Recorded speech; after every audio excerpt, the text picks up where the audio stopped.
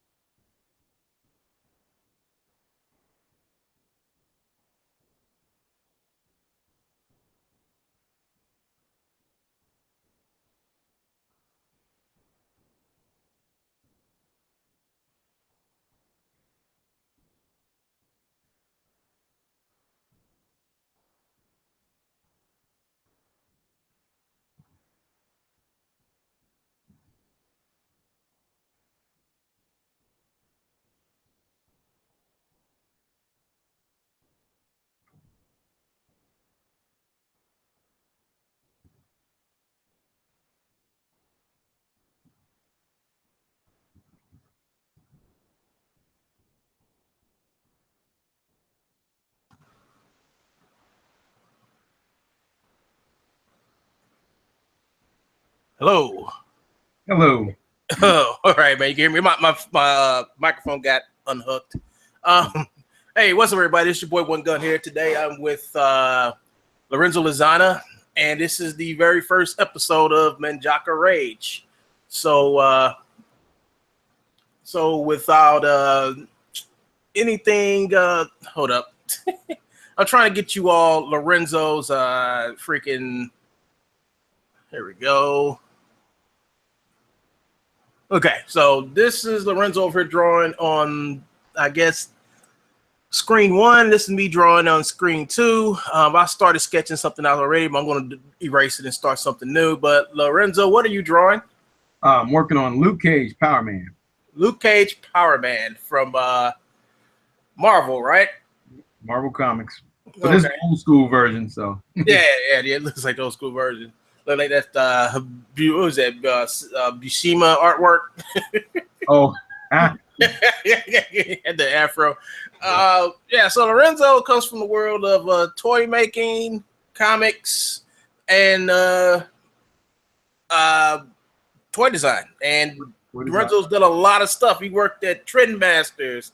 He actually took a job from Rob Liefeld at one time, and also Lorenzo loves Mountain Dew and cupcakes. So, Lorenzo, with that much said, tell the crowd about yourself, man.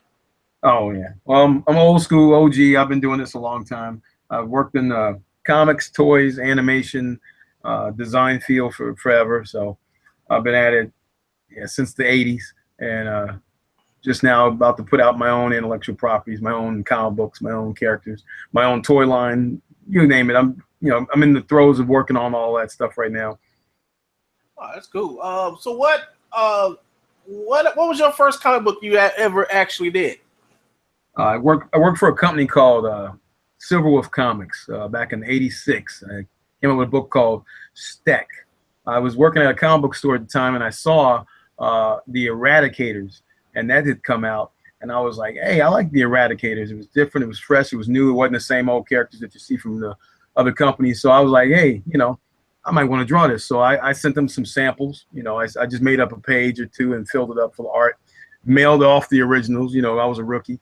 Mailed off the originals to a place in Sacramento. And, come around Christmas time, '86, I get a letter from them telling me that I'm the artist on their new book called Steck. I was shocked because it was like, I was a little bit older than you cats, Al, Pep. I wasn't into, I wasn't into Transformers, and I wasn't into G.I. Joe because I was a little bit older, so I really had already moved past that. But the first book I ever got drawn was a transforming robot, of all things. So it's kind of ironic. Wow. That's the company that put out a book called Grips, and Grips was the book that it was that character that was like Wolverine, but he would cut people up and there'd be blood everywhere. Oh, awesome. So how long were you drawing comics before you went on to doing Toys? Toys, yeah. I was just getting to say toys. Yeah, toys. Yeah, toys. I was going to all the shows, you know, trying to get a job at Marvel and DC, that type of thing, portfolio reviews. And I kept trying for a couple years. And I was like, you know, I kept coming in second place on all the little contests. And hey, people, you know, it was a matter of preference if somebody liked you or not, or you just, you know, trying to catch that editor at the right time, right space. And it never came about. So I had auditioned for a job at a toy company to do a Tarzan comic book of all things. Because a friend of mine knew a friend and said, hey, you know, there's this dude in town. He works at a screen printing place. Why don't you holler at him? He could probably do the little comic book that goes inside the toy. And that was supposed to be for Tarzan toys. And I go down to the place, which a lot of people didn't know it existed here in St. Louis. It was down in 10th and Washington, downtown. I went down there, and there literally was a toy company. And they were like, they liked what they saw. But and I thought I was just getting a freelance gig, you know, where I was just going to draw the comic book. And they were like, no, you know, we want you full time. And I said, full time doing what? You know, they were like, designing toys. I told them to say, hey, I don't know how to do that. And they were like, don't worry, we'll teach you.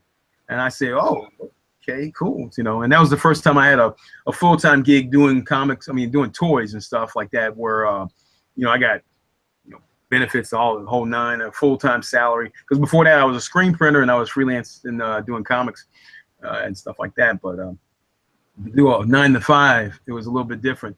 But I learned a lot, and I've been a toy designer for the past 23 years now.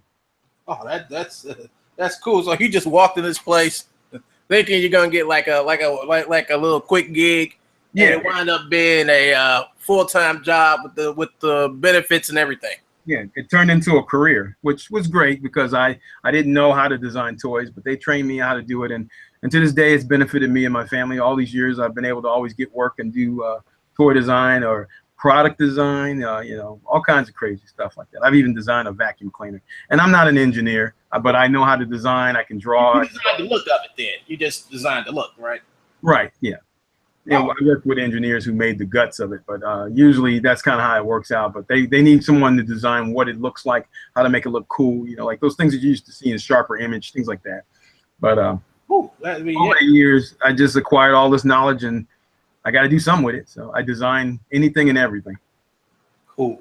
So when you went there, you had no idea about toy designs, how to market, none of that stuff. But when you went there and you worked there for how long?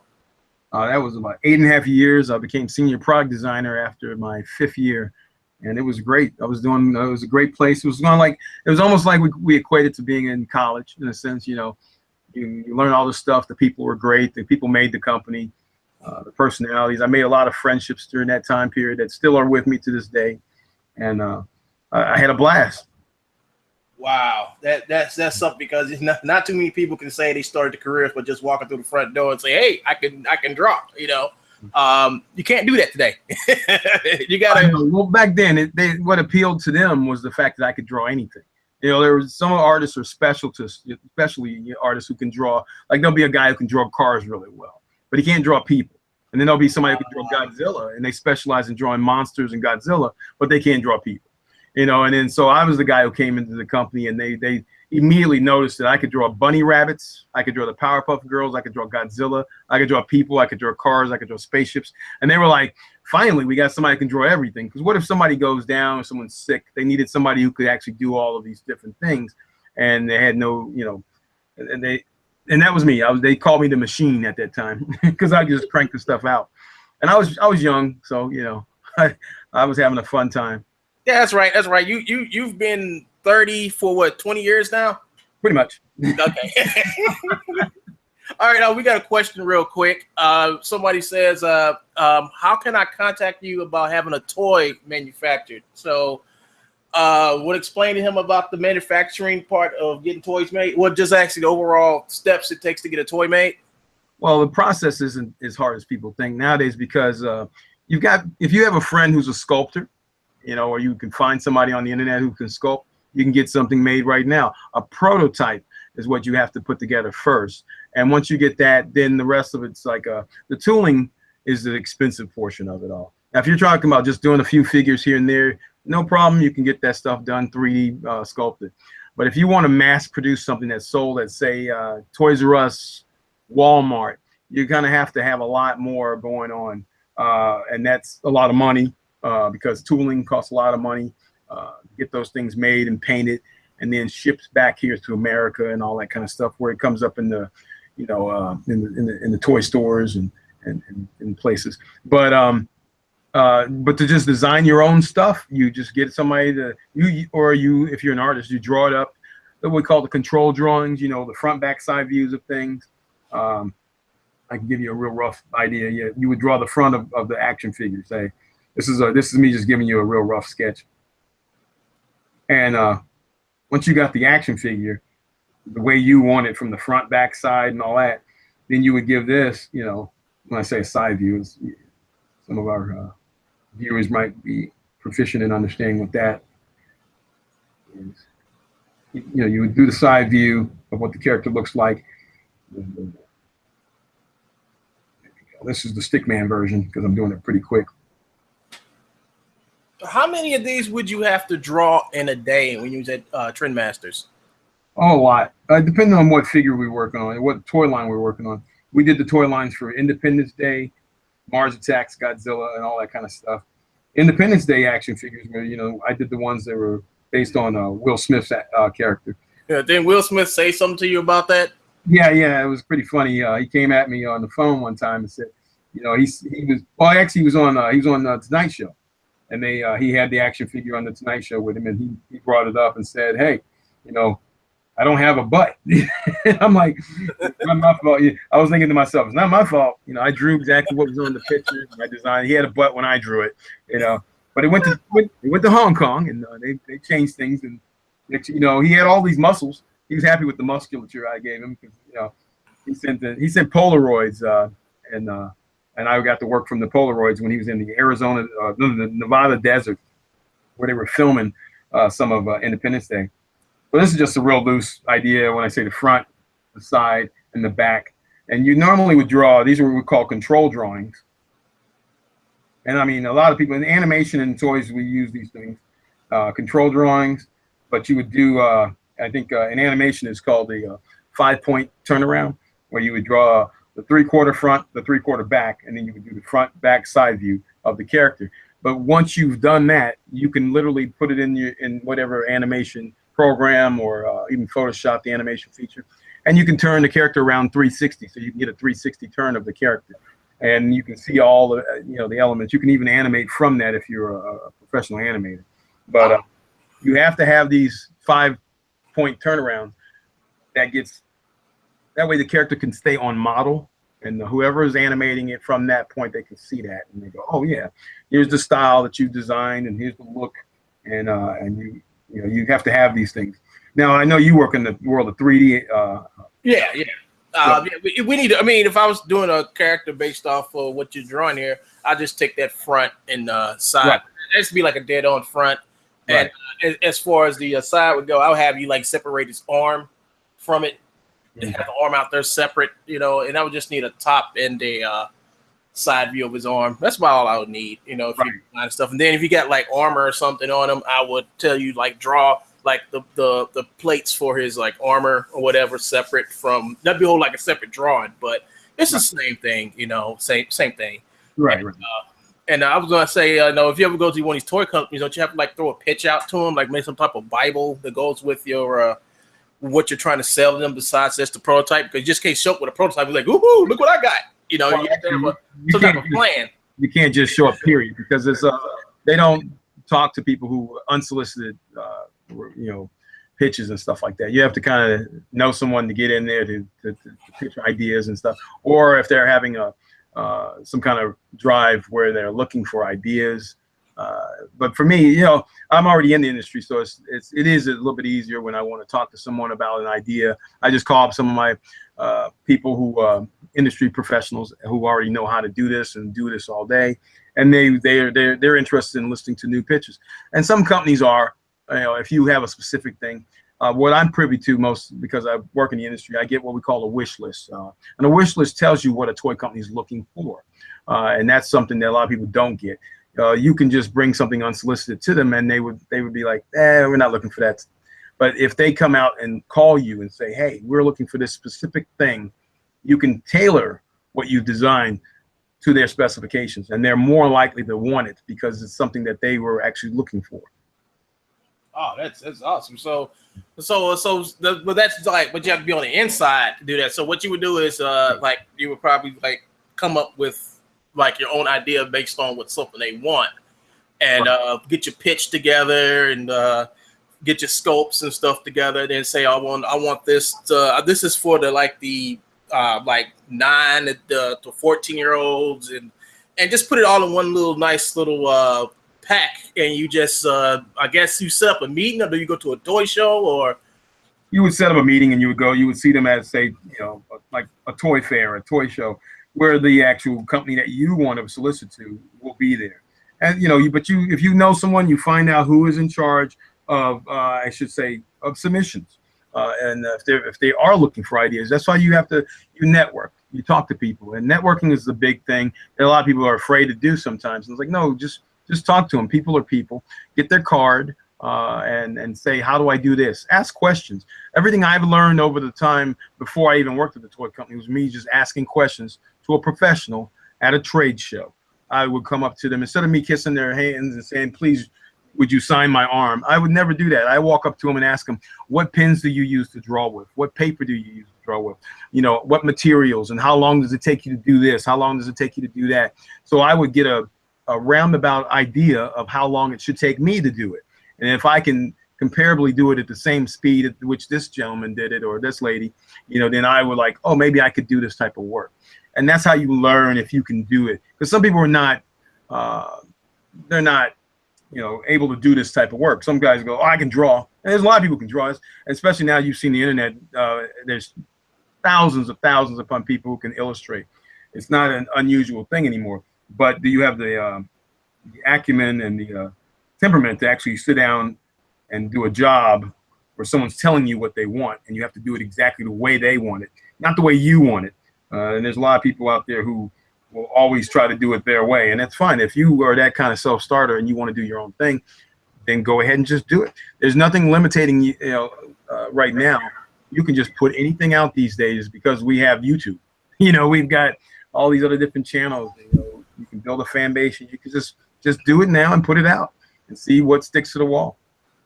No, that sounds cool. So if I'm like a little, well, I am a little YouTube channel, and if I wanted to, get my stuff out there, I would like get it, just build up the momentum for whatever I'm trying to do, probably through like social media, YouTube, right, Twitter, and stuff. Just build it up. Work on it real hard, build it up, and get the word out there. And when the buzz start going around, maybe I'll do like a animation of what I'm trying to sell and put it on my YouTube channel and build the buzz around the animation, and then go to toy shows, conventions, and just getting some exposure to my product.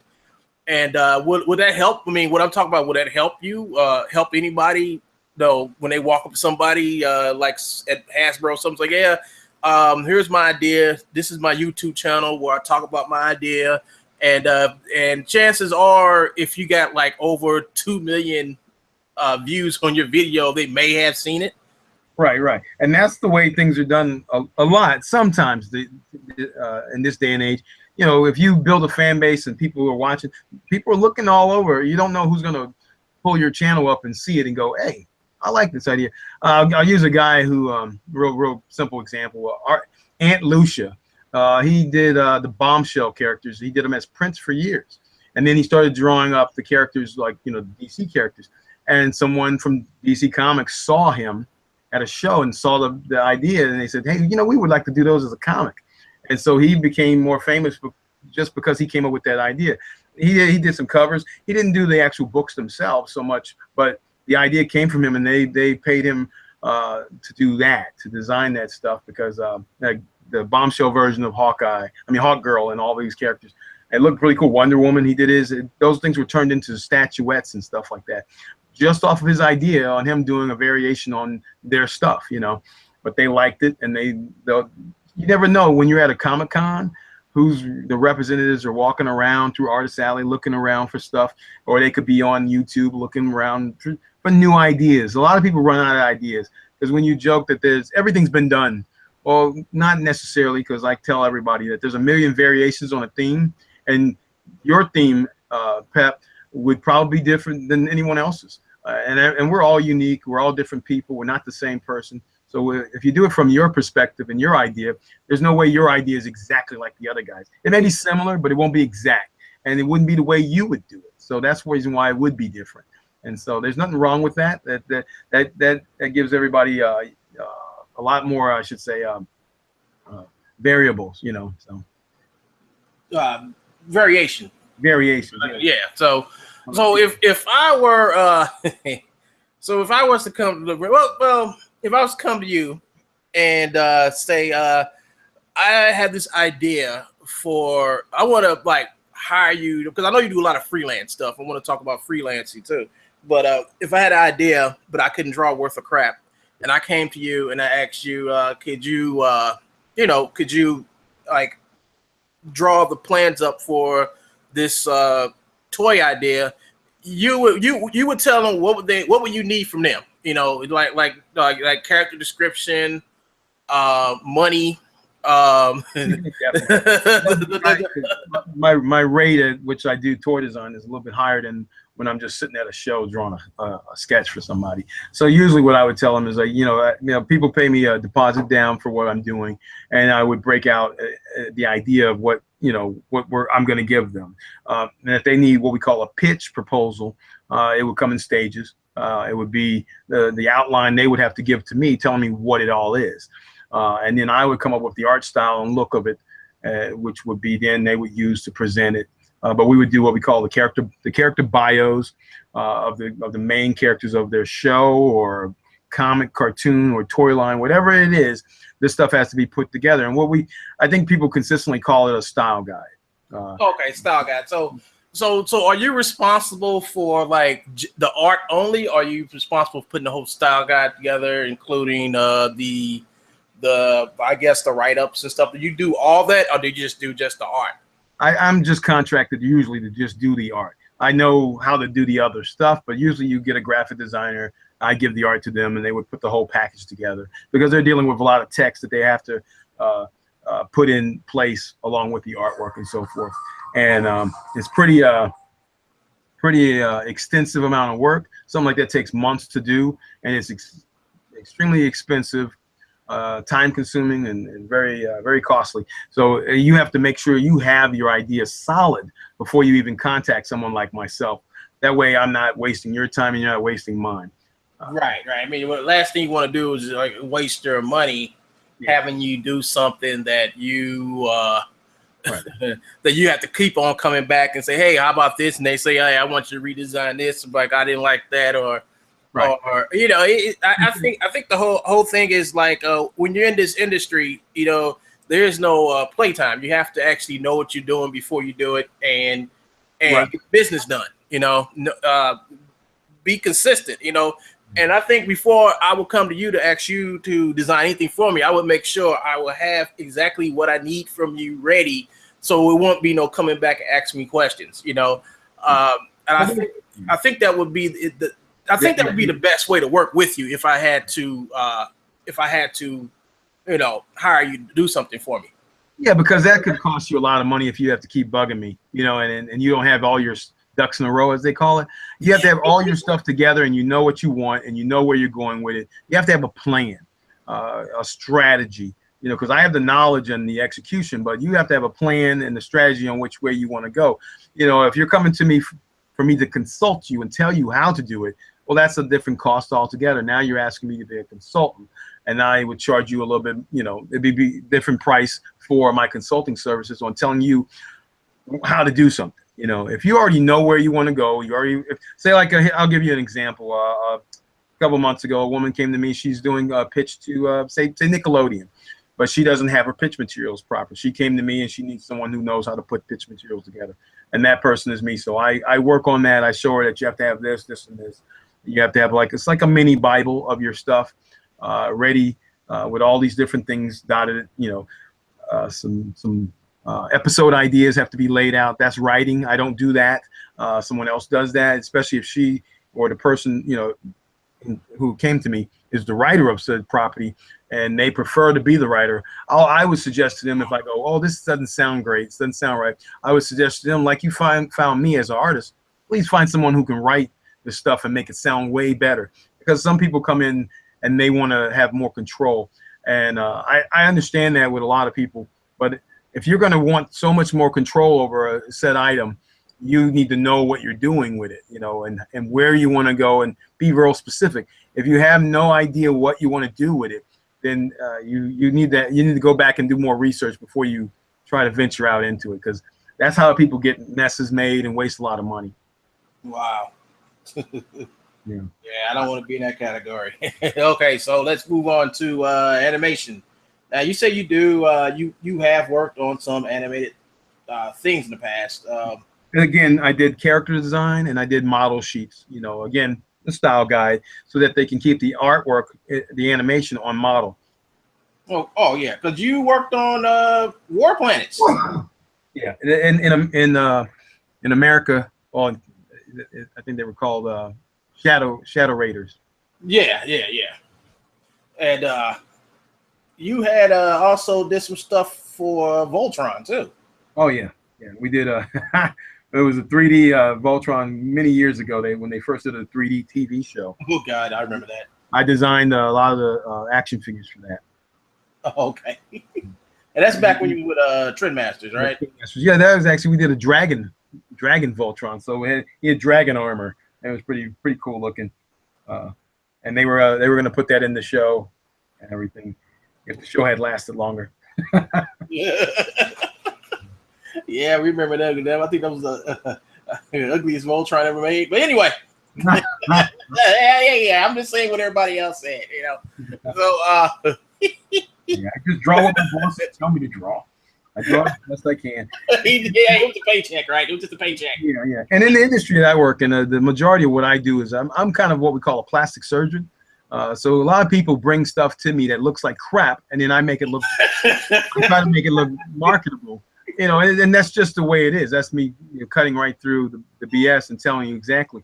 If something looks horrific, but it's got a great idea to it, then I will be the guy that they would call 9 times out of 10 and say, hey, Lorenzo, can you make this look better? Because this looks like crap. It's got a great idea, but it needs to look like a real toy or a real idea for animation. It's got to have and that's usually when they hire me, because I can do a facelift. I can change it up. I can give it a style, give it a look, something that'd be appealing to the masses. If you're doing something in what we call a niche market, say it's like Dungeons and Dragons or something, okay, then it can have that look and no one would care. It'd be fine. It's okay. It works. But if you're trying to sell something to a majority of people, you have to do something that's called a little more mainstream, to where a lot of people would like it, and not just those 10 people in your basement. You know, and that's why I always tell people, because I have friends and family who love my stuff, okay?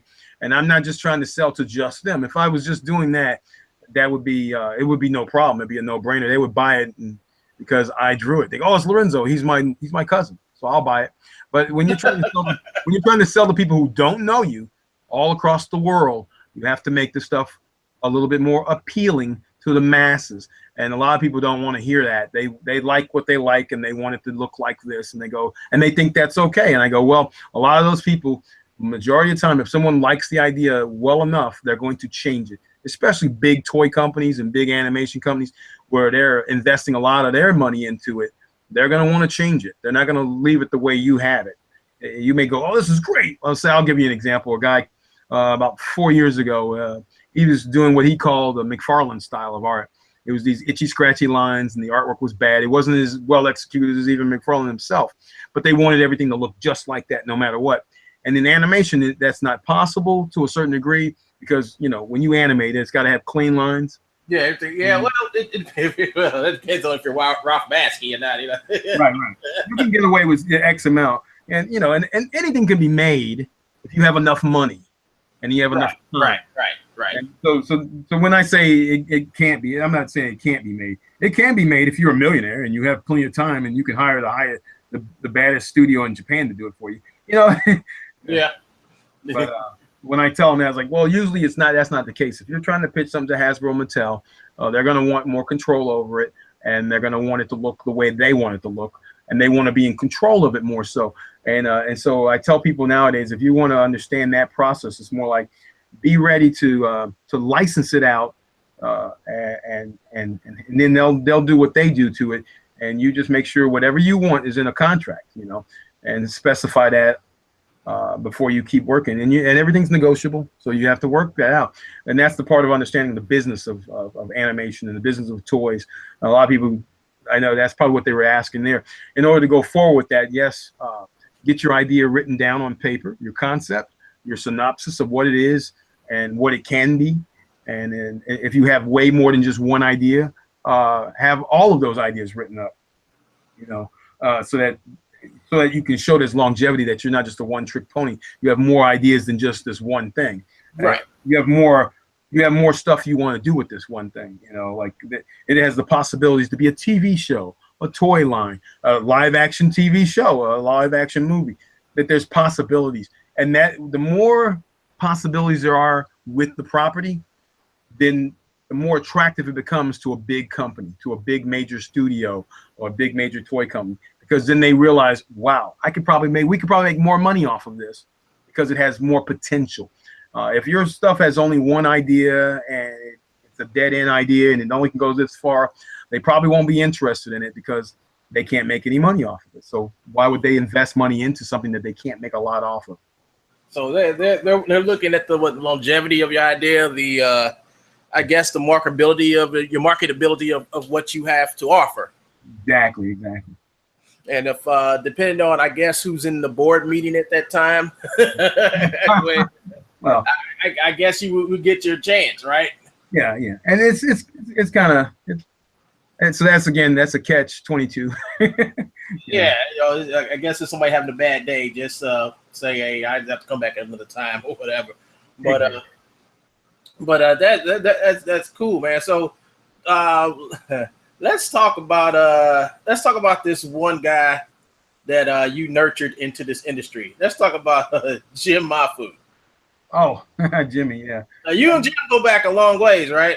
Yeah, I met Jim. He came to a store signing I was doing for a book called Tech Nights, and his mom brought him in. He was 15 years old. Really, really super nice young man. At that time, I didn't think he was that talented as far as drawing, but he could ink pictures. So you said he wasn't talented when he was 15. When he was 15 years old, and this is before he had gone on and learned a lot of different things. But he was pretty raw. I saw he had the energy and the excitement to do this type of work, and we worked together. I hired him to ink some of my work. He got better and better as time went on, and I was just amazed with him. We're good friends to this day, and he's a pretty awesome individual. He's out there doing his thing. He has his own niche. He has his own fan base. He's doing quite well for himself, and I think a lot of people know who he is. Yeah. I took a left turn, like I said, into the toy industry, so I didn't get the build up at that time. A fan base for my artwork, and we're two different type of artists, of course.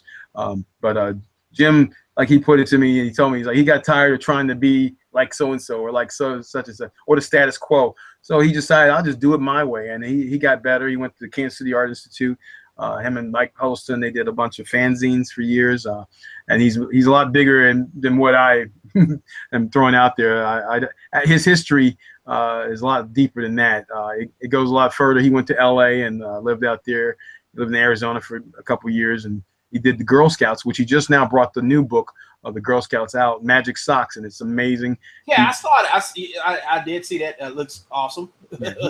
He's kicking butt right now. I just tell you, he's on another planet, and he's writing it all himself this time. Usually he has someone writing the stuff with him or for him, but this time he's writing and drawing and illustrating the whole thing, and so it's his best stuff that he's had a story he's wanted to tell for years, and he finally put it out, and he's inspired me to go and do the same with all my work, And as he tells us, just do it. And now we have no excuses. We have the internet. We have social media. Just do it and have fun. Knock yourself out. Do your stuff. Do it your way, and not worry so much about what anyone else thinks. Just do it. I'm my own worst critic anyway. So I nothing you can say can tell me, can criticize my work as much as I would myself, because I'm real self-critical. Now, Jim is from St. Louis, where me and you are from, and Jim grew up learning some of the stuff that he uses today from you, because you kind of like when he was younger, you kind of mentored him in to be an artist. Yeah, a little bit. I took him to the first Comic-Con and things like that. We were good friends for a long time. We still are. Cool. When was the last time y'all two talked?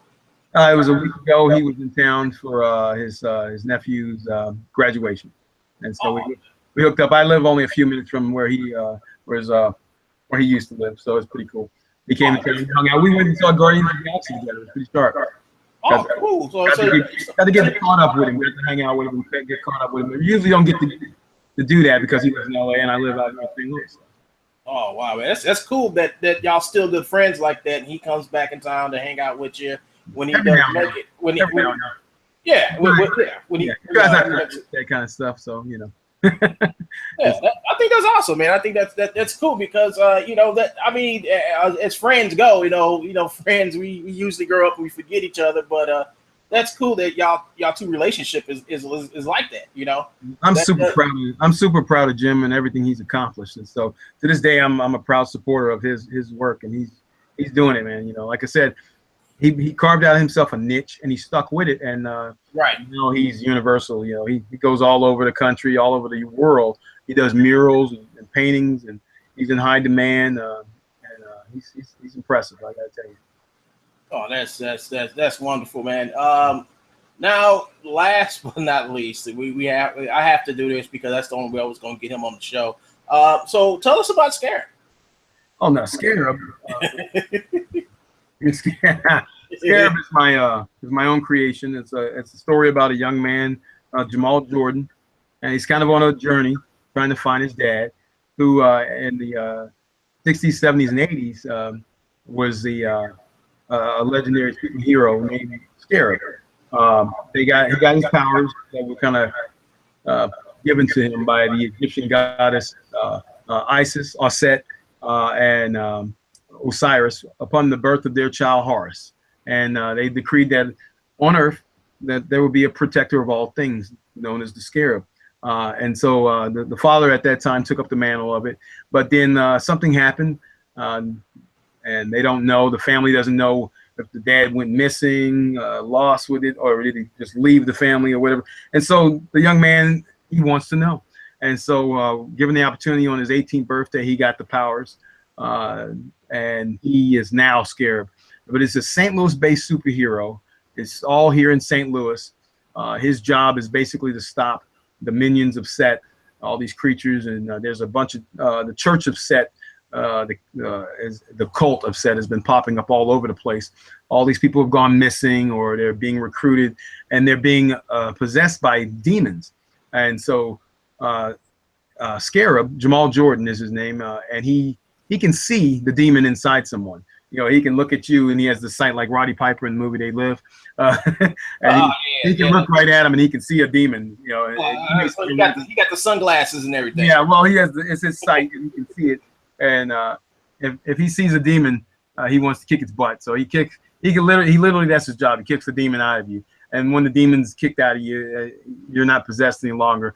But then later he gets these guns that his dad had years ago, because his neighbor is actually in disguise Tot, the god of wisdom, and so Tot comes to him, and he's been training him and teaching him how to do things, and explains to him that yes, his father was the original Scarab and so forth, but he brings in his father's guns that he had back then, and these guns are not guns that fire bullets. No, they fire the concentrated sunlight power. The eyes of Ra is what they're called. And so the moment Jamal gets these, because back when his father was Scarab, those times were a little bit more direct in the 60s and 70s. So he pretty much shot the demon, and if this sunlight hits you, it kills the demon. It destroys them. They can't reach. So he somehow found a way to get sunlight into the gun or sunlight into the bullets. No, the sunlight channels through the gun through Scarab, so it's actually through him. You know. Oh, okay. So he's not really shooting bullets. The gun is just a conduit. It's just a conduit for the power. Oh, okay. So that's kind of how he uses them. Now he has these wrappings that are around his forearms, and they're like mummy wrappings, but he shoots them out like the 40-foot cape, or like Spider-Man's webbing. He wraps people up with them and everything. And everything that I use in this comic is basically just to make something fun, action-packed, adventurous, and super dynamic is all I'm trying to do with this, and tell a fun story. And what I point out to everybody, you know, my biggest thing is to entertain people, because I'm an entertainer, and when I do comics, it's supposed to be entertainment. I'm not trying to bore you to tears or to depress you or anything like that. I'm trying to have fun, like when I got comics when I was a kid. Man, you don't want to do a torment story? Everybody loves torment stories. Yeah, not everybody. Not everybody. Let me draw a woman now. I don't do torment stories. Sorry. That's the one thing you probably won't find me doing. And there's nothing wrong with that. There's tons of people out there who do that. And just go look and buy those books for $4.99. I think I'd rather keep my $4.99. Yeah. For me, I'd rather, if you're gonna, you know, entertainment costs a lot of money.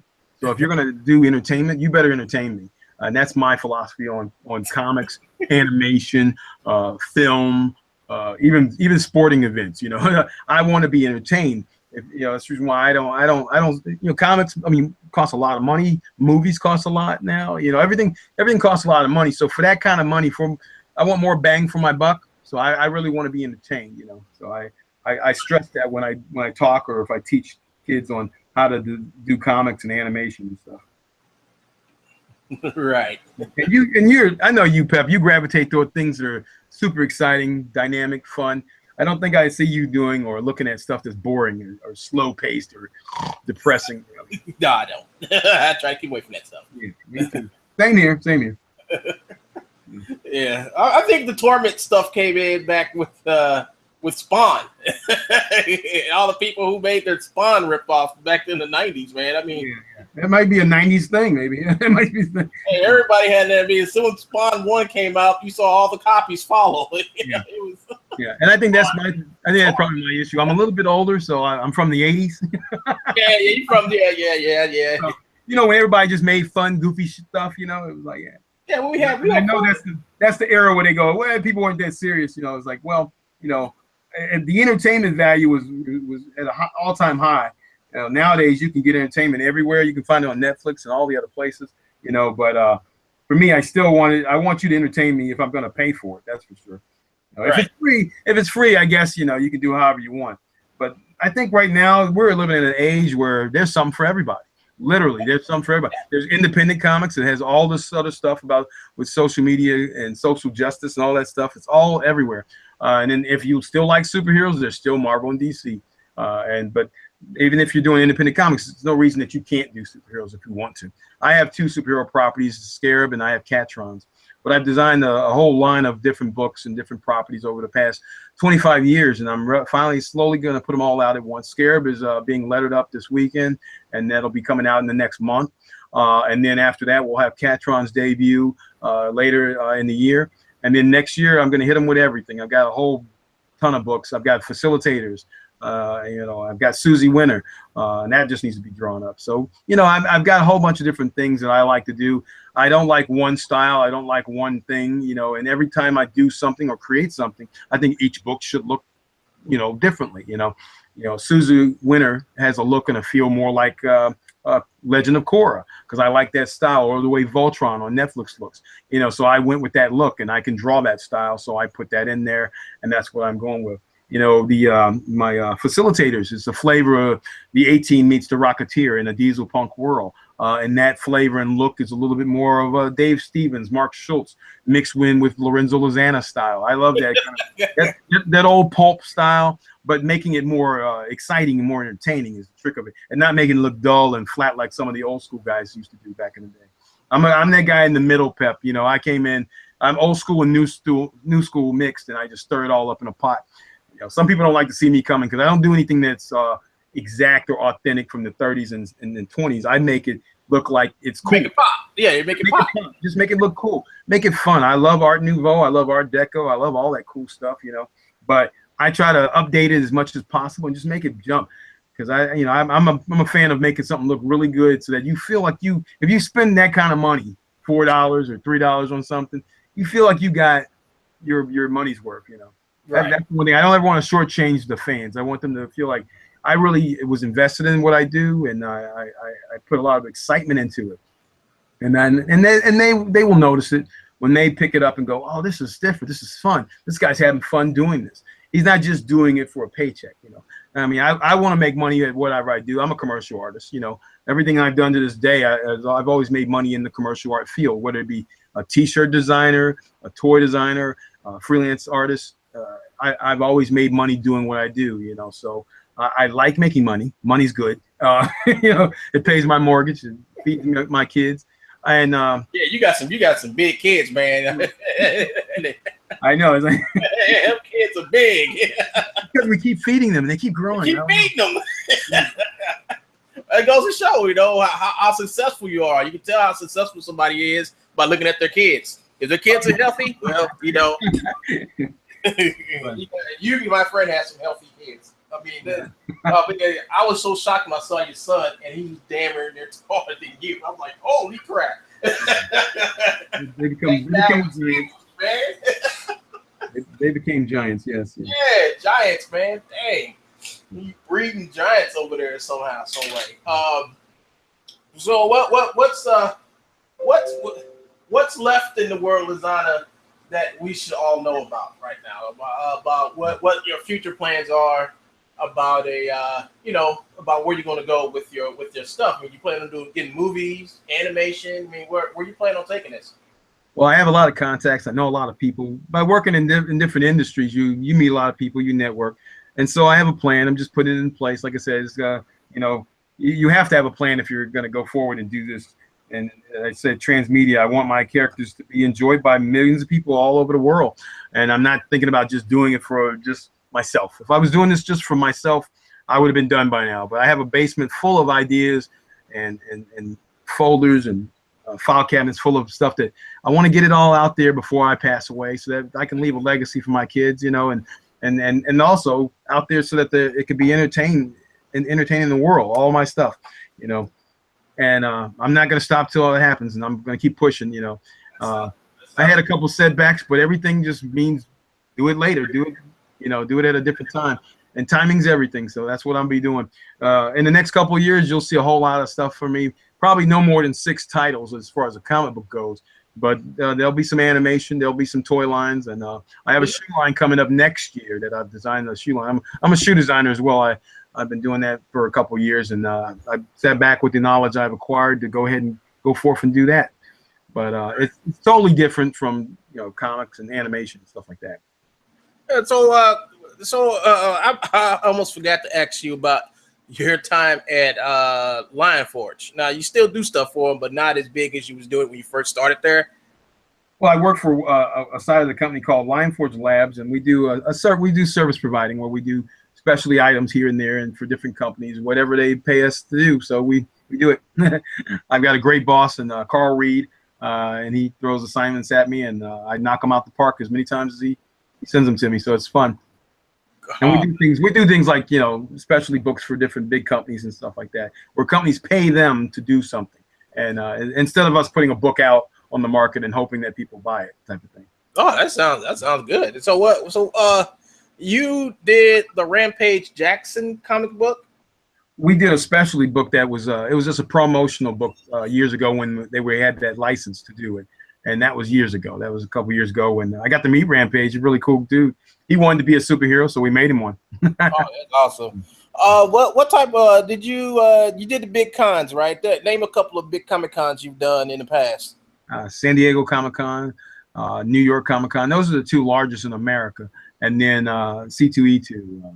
I do the Kansas City show, Planet Comic Con. I was a guest this year. I sat right next to Chris Claremont. That was really entertaining. And that was a couple of weeks ago. And I do all the local shows, as many as I can, because I'm always about helping the local community and promoting comics and reading in St. Louis. So you'll see me there. Sometimes it's Science Center, library, things like that. I did Free Comic Book Day at the Fantasy Shop. I've been friends with a lot of the guys who manage those stores, and a lot of different ones in town. So I try to make it to all those events. I've got a show coming up in June called Mighty Con. It's at the St. Charles comic convention. I mean St. Charles convention, and I'll be at that show, and I'll be doing what we call character sketches for people. People come up and they ask me to draw something, and I draw it, and they pay me money. It's great. It's great. Fun time. Well, shoot. Besides Jim Mahfood, or any other artists that you like personally know? So I know Rick Burchett is one of them. Oh yeah. Rick is a good friend of mine now. I know a lot of artists, a lot of writers. Phil Hester, Andy Parks, Chris Somney, a lot of different people. Oh, Chris Somney, you know that kid. That's the second Lorenzo find right there. 'Cause that guy is awesome. That guy's amazing. And Lorenzo found this kid. He came from DeSoto, Missouri. How many years ago was that, dude? That was a long time ago. Well, I call him Somney. He was a young man who was driven to be one of the best artists. And he actually is one right now. He popped up at Marvel doing the Daredevil books with Mark Waid, and now he did Black Widow. I don't know what he's working on right now, but he's impressive. But he's more of an isolated young man. He likes to keep to himself. Wife and kids, and he just keeps working. He's a workaholic. Yeah, I remember, man. I remember when we was at the Copeland house, and me and you was sitting at the table doing our thing, and he came up with his book, and he little kid from DeSoto, and he was pretty impressive for his age. I mean, he was really young, man. I think he wasn't even 16 yet when we met him. He was right in the early 90s. I was partnered early 90s with a guy named Ed Decker, and we put out a bunch of books from a company called Artline Studios, and we were doing pretty good back then. That was when we had 3 distributors. There was Capitol, Glenwood, and Diamond, before Diamond bought everybody up, and we did all right. We did our books were in black and white, and they sold quite well. We did a book called The Tech Knights, and oddly enough, that's the book that I was signing at a store called The Asylum, which Scott Newhouse owned. And, right. And Jim, that's when Jim came in. Jim Mahfood came in, and right. He got a copy of the Tech Knights, and he loved it. But we were going to go to issue 2, and around that time, we were thinking, hey, at the time, Chris Somney, he could do a really good anime style. So we were like, we were prepping him to draw the next issue of Tech Knights. Tech Knights, I remember that. He did do some of it. He didn't get a chance to do all of it, but I remember that. I remember you came and said, "Hey man, check this out." I got remember Chris was like, "Yeah, it's like check this out." I was like, "Oh, damn, that's awesome, man." I said, and you said, "If I can get this kid to work for me," because he actually was pretty fast as well. He was fast, yeah. He was fast. He was good. He could lay out. He was really good at storytelling. And he later went on to kind of internship via phone with Alex Toth before he passed away, and then his style changed dramatically, and he did. He's an impressive storyteller now to this day. I don't even think he does the manga style anymore. He may. No, he don't. That's been expunged from him a long time ago. Yeah. I don't lay claim to being able to. With Jimmy, me and him became fast friends. I'm still friends with Chris to this day, but these guys all went off on their own, and with self-determination, they knew what they wanted to do, and they literally wanted to be comic book artists or entertainers, and so they pushed themselves harder than most people, and they everything that they've gotten on their own. I was just an old guy there mentoring them when they were young, Yeah, you was the closest thing to a comic book celebrity in St. Louis there was, There wasn't really nobody here back in the 90s. Everybody was on the East or West Coast, but you were the only one we had access to that actually knew all the people in all the places, and we will always come to you to ask you the questions on what we should do and how we should do it back then when we were all back then when I was drawing comics before I started the 3D stuff I'm doing now. But I got a question for you. It comes from Kira's Art Journey. She says, does the Eye of Ra gun works at night for the character? Oh yes, because the sun is shining somewhere in our galaxy, and so yeah, it works at night too. Yeah. When I say it feeds off of the power of Ra, it's not necessarily just coming from the sun. It's the god powers that they were given to him, the Egyptian god powers. So he basically has the scarab powers, and so Well, it should be even stronger in the moonlight then, right? I mean, because well, most of the times I think he literally does do most of his fighting at night, but that's by choice. You know, it's kind of like the Batman. He's cooler at night. You know, he can show up and kick your butt during the daytime too, but you know, most times he's pretty much doing all his battling of the evil at night, and he's basically trying to stop the unleashing of the hell on earth by Set, because Set's trying to unleash hell on earth. He's trying to get back into this world. He was banished by Ra, Set was. So he's actually trying to get back here and unleash his own chaos on the world. And Set is the only thing stopping him from doing that. Wow, that's interesting. So I hope that answers your question, Kara. And by the way, Terrence Parker says thanks for the info about the toy stuff. Oh, okay. No, you're welcome. You're welcome. And a lot of people don't get access to people. It's like a private industry. So until you, like I said, go to a trade show, and if you see someone who is a toy designer or an animator or even a comic book artist, just ask them those, you know, about trade secrets, you know, or how do you do this? How do you do that? Or, you know, and where do you get this? Or what, you know, materials. Like Andy Parks is a good example. I met Andy at a Comic-Con in Kansas City many years ago, probably almost feels like it's been 20 years. And when I came up to him, I knew he was one of the premier inkers. And so I asked him, what do you ink with? You know, and that he was willing to show me. He showed me the Hunt 102 inks, the pins. He knows how to use the Crow Quills. I don't know how to use them that well. I found those difficult to work with, but he showed me how he does it. And then he said, hey, use these pit pins. And these are like those microns, but better. And so I started using the pit pins and started inking my stuff with that. I started getting better, but by asking an industry professional who knows what they're doing, and then them showing me, and you get an example, because some of them are really nice enough to show you at a show if they're not too busy, you know. But always ask questions. You know, I'm one of those guys. I came from a time where it's okay. It pays to be polite and not be a jerk to people. When people come to you at a show, they're actually there to see, you know, you or to see someone like you that does what you do. So you never know who you may inspire, and so that's kind of how I roll. I mean, yeah, because you got a thing of like finding stars. I mean, you have this thing of actually finding this talent and nurturing it, then letting it go into the free world. And you've done that with quite a few artists. If they're from St. Louis, they basically know your name. If they're out there doing comic books any place in this country, and if they've lived in St. Louis, they probably do know Lorenzo Lizana.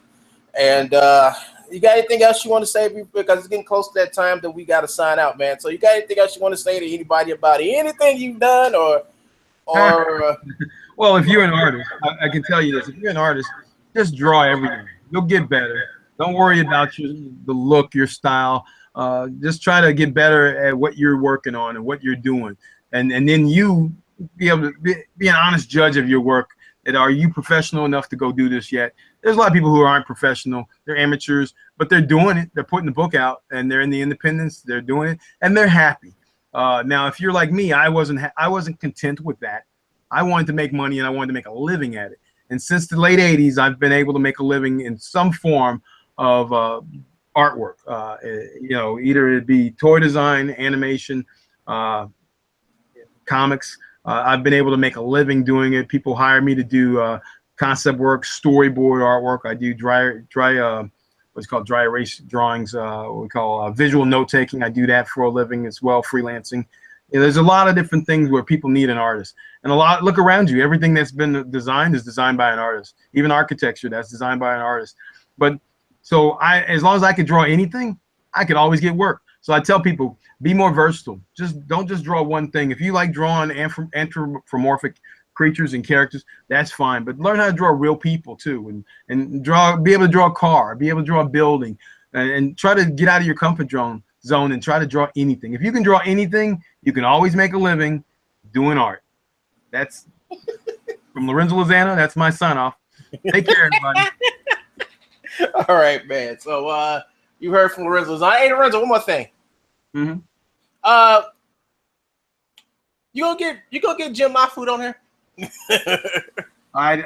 His schedule is kind of busy, so I know he's kind of busy, but I'm like, you know, if y'all just have probably not, because he runs in a lot of different circles these days, and he's a busy guy. So well, you know, what if I throw in a couple of kegs of beer? The pizza. You might have to have something more stronger than that for Jimmy, but anyway. Oh, damn. And let me call some friends over in Russia, get some of that vodka. Yeah, man, but it's cool, man. It's cool. I'm glad you came on. I'm gonna try to do an interview with I got another guy who's hoping that I'll come on here next Monday. So if we don't have a show next Monday, I'll figure out something Monday to do. But this was a great first episode on my new channel, Mangaka Rage. Hit that like button, and don't not only hit the like button, please subscribe too. So I get some of that good old-fashioned YouTube money. Yeah, okay. Yeah, I'm glad you all came. I'd like to thank the people who actually showed up. Where is that? Oh, here it is. Look for my mouse. Let me find the little page where everybody showed up. Oops, that's not it. That's something else. Come here. All right. Mouse. Need new mouse. Donate. Patreon, please. All right. Oh, guess who showed up? Lorenzo? Yeah. Guess who showed up? Who's that? DKG72. Hey, that's my boy. What's up, Gordo? How's it going, man? Let's thank Gordo for showing up. Terrence Parker -EI for showing up. Ask some questions. Let's thank Kira's Art Journey and thank her for showing up and asking some questions. And let's not be grateful that DJ Hijack showed up with his boo lame comment. Yeah, we gotta do something about that guy. He just keeps popping up everywhere. Always throwing his 2 little cents in everywhere. But yeah, DKG showed up. I think he gave me like 4 hands up, not 5. And don't forget to go to his channel too and check his artwork out. He does a real good channel. Big Fat Hero. Yeah, Big Fat Hero. Yeah, on Facebook. Big Fat Hero on Facebook. Check that Facebook page out. Go to Mangaka Rage on Facebook and same name here and sign up. All right, Hijack. And don't forget, go to DKG72 channel and sign up.